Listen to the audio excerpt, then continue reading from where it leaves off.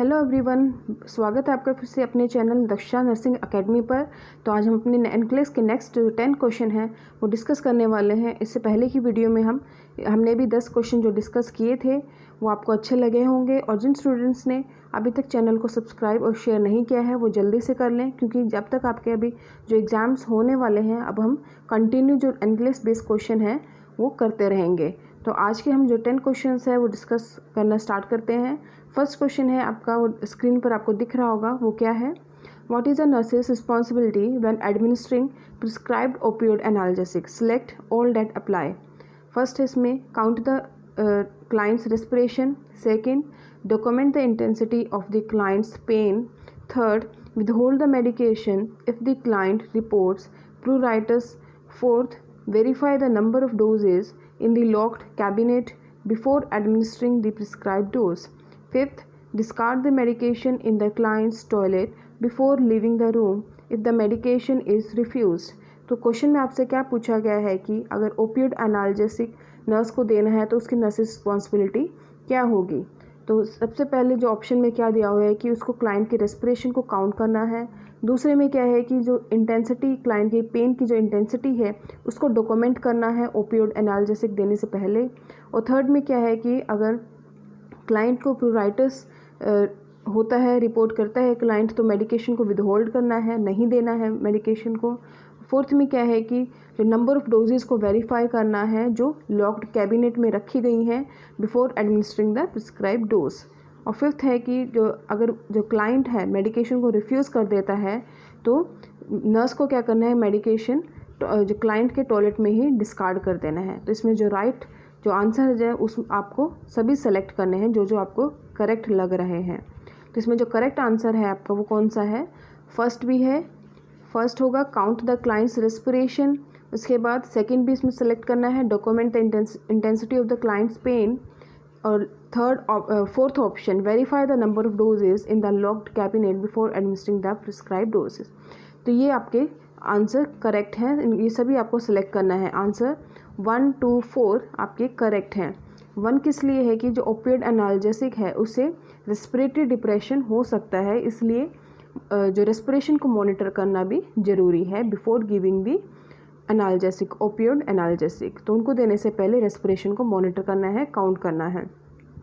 Second option इसलिए correct है कि अगर हमें एनाल्जेसिक देना है, कोई भी मेडिसिन अगर हम देते हैं तो उसकी इफ़ेक्टिवनेस चेक करने के लिए हम क्या है, बिफोर जो डॉक्यूमेंटेशन भी करते हैं और आफ्टर भी करते हैं, तभी हम उस मेडिसिन की इफ़ेक्टिवनेस पता चलेगी।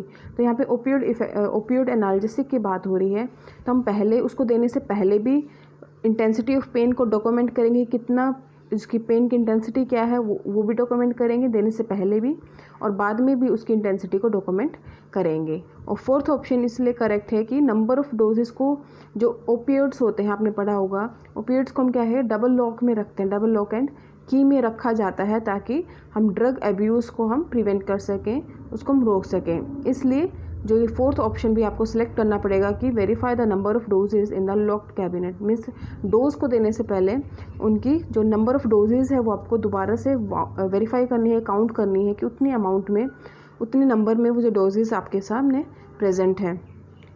तो आपका इसमें फोर्थ ऑप्शन भी करेक्ट होता है। तो इसमें जो थर्ड है और जो फिफ्थ क्वेश्चन है वो आप थर्ड और फिफ्थ जो ऑप्शन है वो आपके गलत हैं। थर्ड ऑप्शन गलत क्यों है कि मेडिकेशन का ये जो प्रूराइटिस है, प्रूराइटिस क्या होता है कि अब नॉर्मल जो इचिंग है, इरिस्टेबल जो इचिंग होती है क्लाइंट को, वो देखने को मिलती है आफ्टर द ओपियोइड एनाल्जेसिक।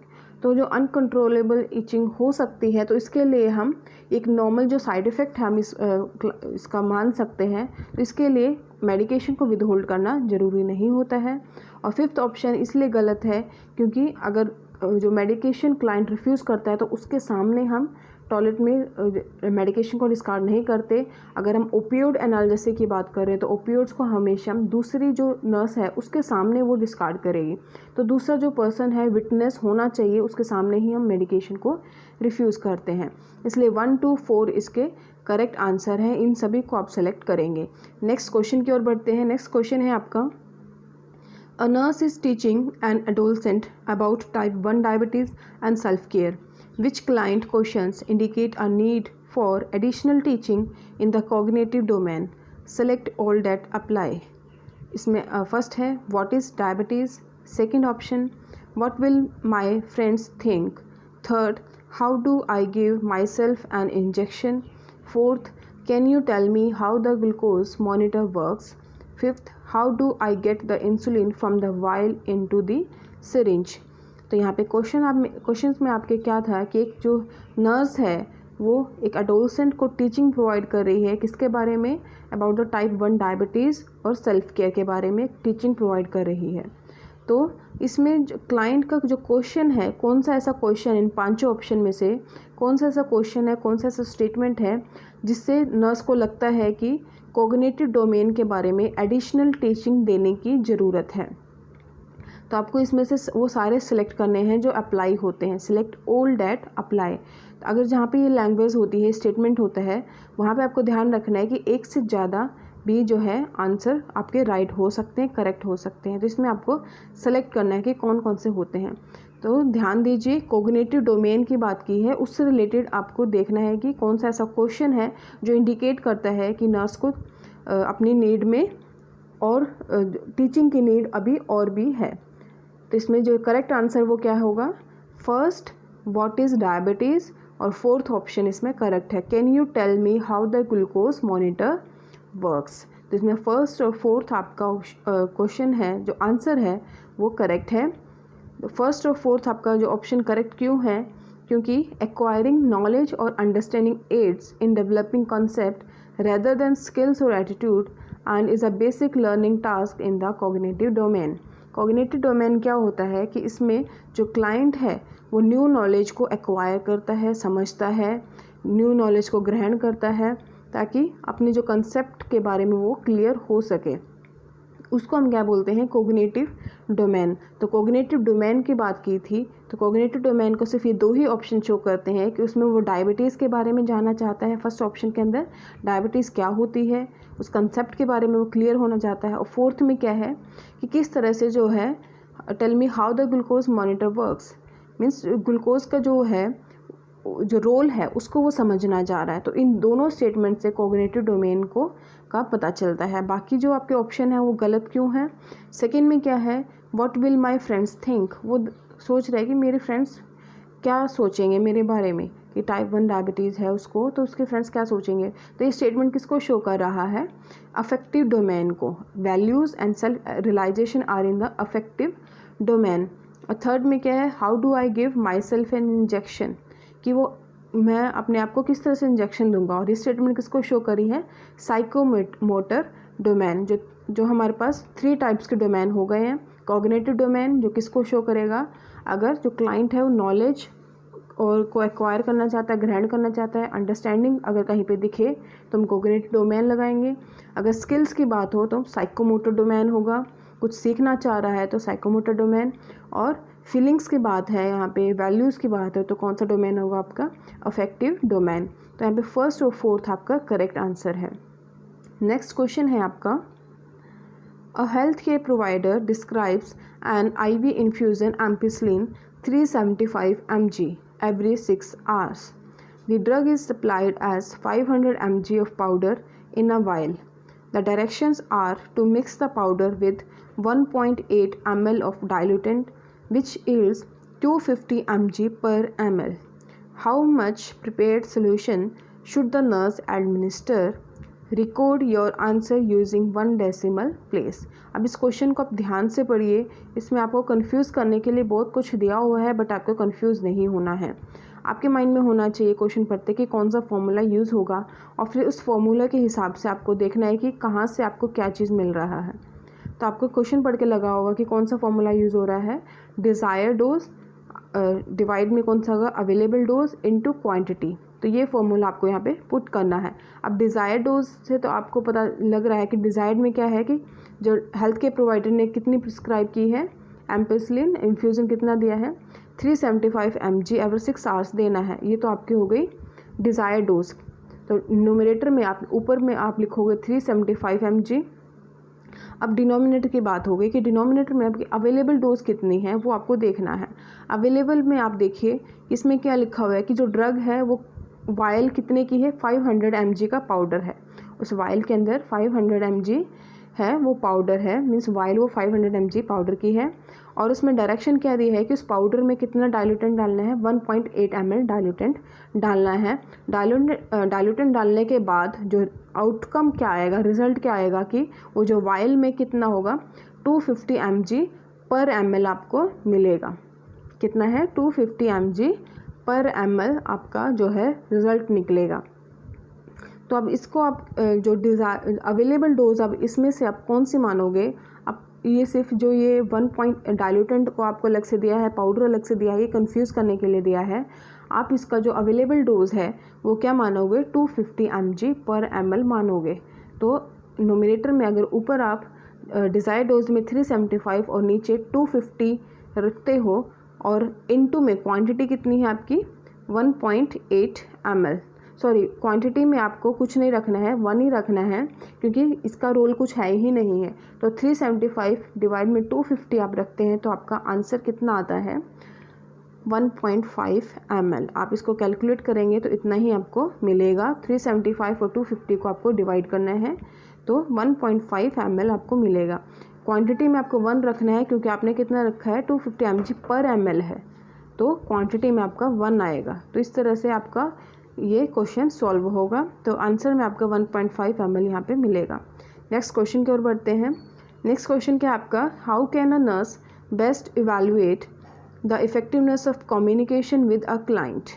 कि एक नर्स है, उसने कम्युनिकेशन की इफ़ेक्टिवनेस को इवैल्यूएट करना चाह रही है, तो कैसे इवैल्यूएट करेगी। फर्स्ट है client feedback, second medical assessment, third health care team conferences, fourth clients physiologic responses. तो आपको ध्यान देना है कि कम्युनिकेशन जब टेक्निक्स हैं या फिर कम्युनिकेशन स्किल्स है वो हम कब यूज़ करते हैं, ड्यूरिंग दी इंटरपर्सनल रिलेशनशिप, जब हम एस्टेब्लिश करते हैं क्लाइंट के साथ, पेशेंट के साथ।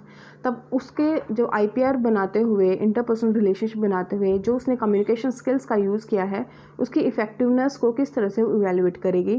तो इसमें जो राइट आंसर है वो कौन सा होगा आपका, फर्स्ट है क्लाइंट फीडबैक लेके कि जो उसने बताया कम्युनिकेट करते हुए, जो क्लाइंट को बताया, अब उसका फीडबैक लेके वो अपनी कम्युनिकेशन की इफ़ेक्टिवनेस को इवैल्यूएट कर सकती है, असेस कर सकती है। ठीक है, तो इसमें हमारा फर्स्ट जो है feedback permit the client to ask questions and express feelings and allow the nurse to verify the client understanding. जब फीडबैक हम लेते हैं, हम जो नर्स है वापस से पूछेगी, उससे क्वेश्चंस पूछ सकते हैं कि उसको कितना समझ में आया, और जो उसकी allow the nurse to verify client ने क्या अंडरस्टैंड किया, क्या समझा, उसको भी वो वेरीफाई कर पाएगी। तो हमारा जो फर्स्ट जो बनता है फीडबैक लेना ही, फीडबैक लेके ही वो अपनी कम्युनिकेशन की इफेक्टिवनेस को इवैल्यूएट कर सकती है। मेडिकल असेसमेंट में क्या है कि जो नर्स क्लाइंट रिलेशनशिप को हम नर्स क्लाइंट रिलेशनशिप के अंदर क्या है कि मेडिकल असेसमेंट नहीं आ सकता। ज़रूरी नहीं है कि मेडिकल असेसमेंट हम करके जो है नर्स क्लाइंट रिलेशनशिप को असेस करें, या फिर कम्युनिकेशन स्किल्स हम कैसे पता चलेंगी, वो हमें फीडबैक लेके ही पता चलेंगे। और टीम कॉन्फ्रेंसेस हम क्या किस लिए करते हैं, क्लाइंट की जो हेल्थ स्टेटस को इवैल्यूएट करने के लिए, और क्लाइंट्स की फिजियोलॉजिकल रिस्पॉन्स से भी हम नहीं चेक कर सकते। इसलिए फर्स्ट इसमें जो है आपका ऑप्शन है करेक्ट है। नेक्स्ट क्वेश्चन है आपका, what are the desired outcome that the nurse expect when administering a non steroidal anti inflammatory drug. जब आप NSAID देते हो तो उसका डिज़ायर्ड आउटकम क्या है, मीन्स आपको इनडायरेक्टली क्या पूछा है, एक्शन बताना है कि NSAID का बॉडी पर क्या एक्शन होता है, वो सभी आपको सेलेक्ट करना है। Select all that apply. तो ध्यान से देखिए, फर्स्ट है diuresis, second pain relief, third antipyresis, fourth bronchodilation, fifth आपका एंटी कोगुलेशन, और सिक्स्थ है रिड्यूस्ड इन्फ्लामेशन। NSAID का सुनते ही आपके माइंड में क्या आना चाहिए, इसका क्या एक्शन होता है, सेकेंड पेन रिलीफ, उसके बाद क्या होगा, थर्ड एंटीपायरेसिस, और सिक्स्थ आपका रिड्यूस इन्फ्लामेशन। 2, 3, 6 आपका करेक्ट आंसर है, राइट आंसर है। तो NSAID क्या करते हैं, पेन रिलीफ भी करते हैं, एंटीपायरेटिक भी हैं, और इन्फ्लामेशन को भी रिड्यूस करते हैं। नेक्स्ट क्वेश्चन है आपका, a client is to receive 2000 ml of IV fluid in 12 hours. एक क्लाइंट को क्या देना है, 12 आवर्स के अंदर 2000 ml IV फ्लूइड देना है। At what rate should the nurse set the electronic infusion control device, record your answer using a whole number. क्या आपको बताना है कि कितने रेट पर जो है नर्स को इलेक्ट्रॉनिक इन्फ्यूज़न कंट्रोल डिवाइस को सेट करना है। तो सीधा सा इसका जो है क्या आंसर होगा, किस तरह से आप इसको सॉल्व करेंगे।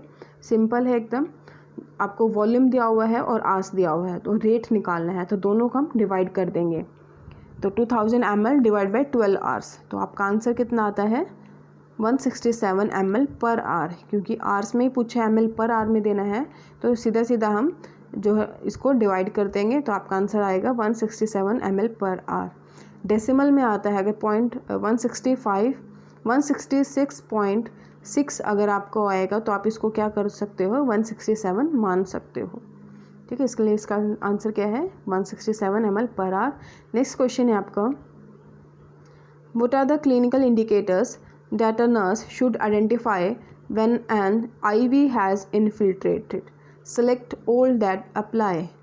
आपको उस सभी मीन्स आपको क्या बताना है इन्फिल्ट्रेटेड, अगर आईवी इंट्रावेनस फ्लूइड का इन्फिल्ट्रेशन देखने को मिलता है तो उसके क्या क्या क्लिनिकल इंडिकेटर्स हैं, क्लिनिकल इंडिकेशन है, वो आपको बताना है। तो इसके लिए आपको पता होना चाहिए कि इन्फिल्ट्रेशन क्या होता है। फर्स्ट है इसमें heat, second pallor, third oedema, fourth decreased flow rate, fifth increased blood pressure. तो इन्फिल्ट्रेशन क्या होता है कि जब फ्लूइड जो नियर बाई टिश्यू के अंदर एक्यूमुलेट हो जाता है, इन्फिल्ट्रेट कर जाता है, तो हम उसको क्या बोलते हैं इन्फिल्ट्रेशन। तो उसकी वजह से क्या क्या देखने को मिलता है, सेकंड पेलियोर, उसके बाद थर्ड एडिमा भी देखने को मिलेगा, और फोर्थ डिक्रीज्ड फ्लो रेट। तो आपका सेकंड, थर्ड और फोर्थ आपका करेक्ट आंसर है। और अब बाकी ऑप्शन की बात करें, हीट इन्फिल्ट्रेशन में देखने को नहीं मिलता। हीट किससे रिलेटेड है, फ्लेबाइटिस से। अगर फ्लेबाइटिस की कंडीशन है तो वहाँ पे हीट होता है। अगर इन्फिल्ट्रेशन की बात करें तो वहाँ पे हमें कूलनेस दिखाई देगी, जो स्किन है वहाँ पे वो ठंडी ठंडी आपको दिखाई देगी। और फ्लेबाइटिस होगा, इन्फ्लामेशन ऑफ वेन्स होगा, तो वहाँ पे आपको क्या है जो स्किन वहाँ से हीट निकलती हुई दिखाई देगी, थोड़ी वहाँ पे वार्मनेस दिखती है। तो यहाँ पे 2, 3, 4 आपके करेक्ट आंसर हैं। फोर्थ और फिफ्थ आपका क्या है कि इन्फिल्ट्रेशन की वजह से कोई ब्लड प्रेशर पे कोई चेंज देखने को नहीं मिलता, करेक्ट है। तो नेक्स्ट है आपका question number 8, what should the nurse teach a client to expect when preparing for a discharge after surgery for a coronary artery bypass graft. कि क्लाइंट है जिसकी कौन सी सर्जरी हुई है, कोरोनरी आर्टरी बाईपास ग्राफ्ट। उस नर्स को अपने क्लाइंट को किस तरह से टीच करना है, मीन्स अपनी टीचिंग में क्या क्या उसको बताना है, डिस्चार्ज समरी में क्या उसको बताना है। फर्स्ट है mild fever and extreme fatigue for several weeks after surgery. Second, cessation of drainage from the incisions after hospitalisation. Third, mild incisional pain and tenderness up to 3 weeks after surgery. Fourth, some edema in the legs used for the donor graft is expected with activity. इसमें से आपको जो priority जो आपको दिख रहा है उसी को आप टिक करोगे, उसी को आप करेक्ट बताओगे। तो आपको सर्जरी देखनी है कौन सी है, और उसके बाद आपको डिसाइड करना है कि नर्स को कौन सा ऐसा पॉइंट है जो अपनी डिस्चार्ज समरी में ऐड करना है। जब वो क्लाइंट को प्रिपेयर कर रही है डिस्चार्ज के लिए, तो कौन सी ऐसी टीचिंग है जो उसको बताएगी। तो इसमें इसका जो करेक्ट आंसर है वो आपका फोर्थ ऑप्शन है कि सम एडिमा इन द लेग्स। अगर जो डोनर ग्राफ्ट है, जहाँ से जिस लेग से ग्राफ्ट लिया गया है, वहाँ पे उस लेग में क्या है एडिमा देखने को मिल सकता है विद एक्टिविटी। अगर घर जाके होम पे जब वो कुछ एक्टिविटी करेगा तो उस एक्टिविटी के कारण उसके लेग्स में जो डोनर ग्राफ्ट जहाँ से लिया है वहाँ पे उस लेग में एडिमा देखने को मिल सकता है। तो इस पॉइंट को नर्स को अपनी टीचिंग में इंक्लूड करना पड़ेगा। इसमें जो करेक्ट आंसर क्या है, फोर्थ है, the client is up more at home so dependent oedema usually increases. तो क्लाइंट क्या है कि वो ज़रूरी नहीं है कि बेड रिडन रहेगा, तो डिपेंडेंट जो एडिमा है वो इंक्रीज़ हो सकता है। डिपेंडेंट एडिमा क्या होता है कि जिस एरिया में जो क्लाइंट डिपेंडेंट रहे, मीन्स ग्रेविटी के कारण अगर वो अब एक्टिविटी करना थोड़ा बहुत स्टार्ट कर रहा है अगर, तो ग्रेविटी के कारण फ्लूइड इकट्ठा हो सकता है, लेग्स में भी हो सकता है, तो उसके कारण एडिमा देखने को मिलेगा। जो जिस लेग से उसने ग्राफ्ट लिया गया है, तो उस लेग में वो एडिमा देखेगा ड्यू टू द एक्टिविटी।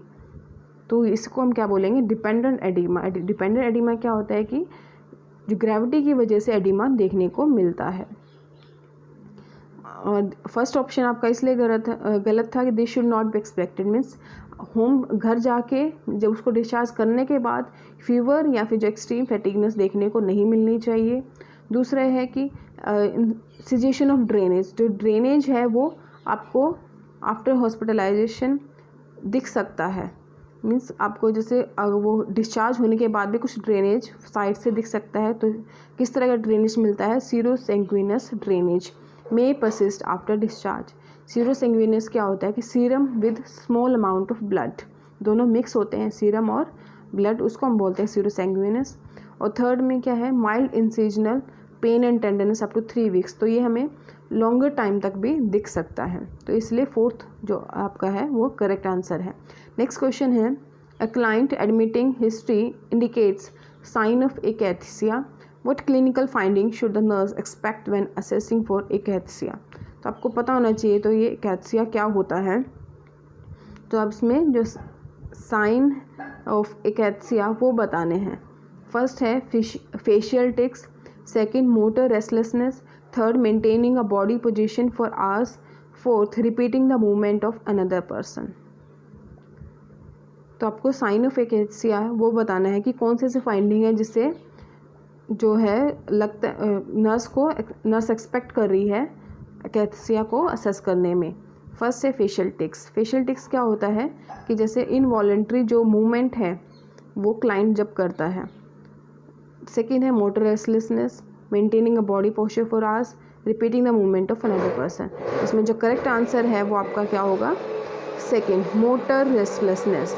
एकैथसिया का जो पेशेंट होता है वहाँ पे क्या है, बहुत ज़्यादा रेस्टलेसनेस देखने को मिलती है। With akathisia the client exhibit a constant state of movement, वो एक जगह टिक के नहीं बैठ सकता, कंटिन्यू मूवमेंट करता है। This is characterized by restlessness and difficulty sitting still. ठीक है, एक जगह नहीं बैठ सकता, including constant jiggling of the arms and और लेग्स। अगर वो बैठा भी है तो क्या है, उसकी जो कंटिन्यू उसके लेग्स और arms continue up and down वो करता रहेगा, पैरों को हिलाता रहेगा, तो वो जगह बिल्कुल स्टैंड स्टिल नहीं हो सकता। तो इसलिए इसका करेक्ट आंसर क्या है, मोटर रेस्टलेसनेस। उसकी जो मोटर एक्टिविटी है वो कभी ख़त्म नहीं होती। थर्ड में क्या है, maintaining a body position for hours. अगर ये जो वैक्सी, इसको क्या बोलते हैं, वैक्सी फ्लैक्सिबिलिटी। अगर एक ही पोजीशन पर बहुत टाइम तक क्लाइंट खड़ा रहता है, मेंटेन करता है कि पोजीशन को, उसको हम क्या बोलते हैं, वैक्सी फ्लैक्सिबिलिटी। और फोर्थ में आपको क्या है, movement of repeating the movement of another person के जो मूवमेंट को रिपीट करना या फिर इमिटेट करना, उसको हम क्या बोलते हैं, इकोप्रेक्सिया। तो इसमें राइट आंसर है सेकेंड। नेक्स्ट क्वेश्चन है आपका और लास्ट क्वेश्चन है आज का, a client in the prenatal clinic is diagnosed with preeclampsia, what clinical findings support this diagnosis. आपको क्या बताना है, प्री एक्लैम्प्सिया के बताना है कि कौन सा स्टेटमेंट है जो प्री एक्लैम्प्सिया को सपोर्ट कर रहा है, जिसको देख के हम डायग्नोस कर सकते हैं कि इस क्लाइंट को प्री एक्लैम्प्सिया है। फर्स्ट में क्या है, elevated blood pressure of 150/100 mm Hg। Second, elevated blood pressure that is accompanied by headache। Third, blood pressure above the baseline while fluctuating at each reading। Fourth, blood pressure more than 140 mm Hg systolic accompanied by proteinuria। तो आपको पता होना चाहिए कि प्रीक्लैम्प्सिया क्या है। ठीक है, तो इसका जो करेक्ट आंसर है वो क्या होगा, फोर्थ इसका करेक्ट आंसर है कि जिसमें ब्लड प्रेशर है वो कहाँ पे, सिस्टोलिक जो ब्लड प्रेशर है वो 140 mm Hg है और इसके साथ में प्रोटीन्यूरिया देखने को मिलता है। तो ये अपने फोर्थ ऑप्शन आपका करेक्ट है। Blood pressure more than 140 mm Hg systolic and 90 mm diastolic along with proteinuria is diagnosed of preeclampsia. और असेसमेंट हमें should be done twice 4 to 6 hours apart, means 4 से 6 घंटे के बीच में गैप में हमें असेसमेंट करते रहना चाहिए। फर्स्ट जो ऑप्शन है इसलिए रॉन्ग है क्योंकि सिर्फ बीपी इंक्रीज होने को ही हम प्री एक्लैम्प्सिया नहीं कहते हैं। सेकंड में क्या है कि ब्लड प्रेशर के साथ हेडेक हो तो उससे भी ज़रूरी नहीं है कि क्लाइंट को क्या हो, प्री एक्लैम्प्सिया हो। तो सभी कंडीशन उसमें प्रेजेंट होने चाहिए क्लाइंट में। और जो थर्ड ऑप्शन में क्या है कि जो ब्लड प्रेशर है वो बेस लाइन से फ्लक्चुएट कर रहा है, जब भी हम उसका रीडिंग ले रहे हैं तो फ्लक्चुएट कर रहा है, तो फ्लक्चुएशन हमें कभी भी दिखाई दे सकती है, तो प्री एक्लैम्प्सिया को नहीं शो करता है। इसलिए फोर्थ ऑप्शन आपका करेक्ट है, जिसमें क्या बताया गया है, सिस्टोलिक जो ब्लड प्रेशर है 140 mmHg से ऊपर है और प्रोटीनीरिया का भी कंडीशन है। तो जो इसमें अप्रोप्रिएट जो है फोर्थ ऑप्शन आपको लगता है। तो ये हमारा आज का लास्ट क्वेश्चन था जो हमने डिस्कस किया है। आई होप आपको क्वेश्चन अच्छे लगे होंगे, वीडियो अच्छी लगी होगी। तो फिर भी कुछ डाउट रह जाता है तो आप मुझे कमेंट करके कभी भी बता सकते हैं। और वीडियो अच्छी लगे तो ज़्यादा से ज़्यादा अपने दोस्तों के साथ शेयर करें। तो आज की क्लास को हम यहीं पे स्टॉप करते हैं, फिर से हम नेक्स्ट क्लास में मिलते हैं। Thank you so much.